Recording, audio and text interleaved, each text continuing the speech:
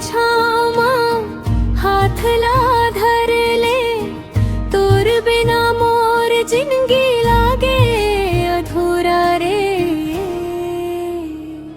मोर गाँव के मैया दुनिया ले न्यारा, तोर संग बिताए दिन लागे सोन चिड़ैया।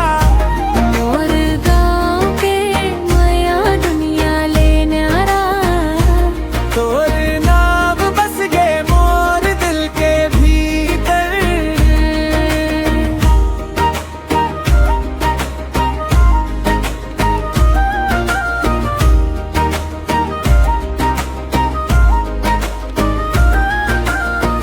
धान के खेत में हवा गुनगुनाए, तोर मीठा बोली मोर मन ला भाए।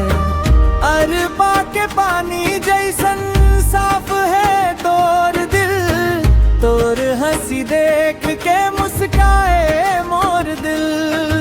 संगी बनके रही वो जन्म जन्म तक, तोर हाथ पकड़े मोर रहा जुग जुग तक।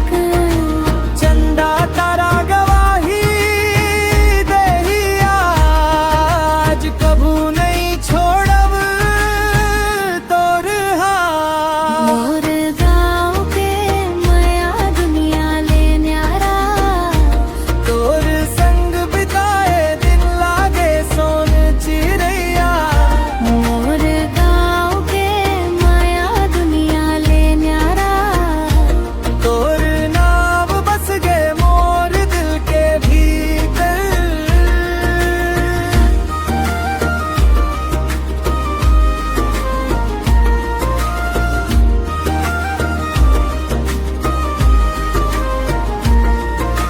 पोला तिहार में संग नाच बोरे, हरेली के गीत संग गाबो रे।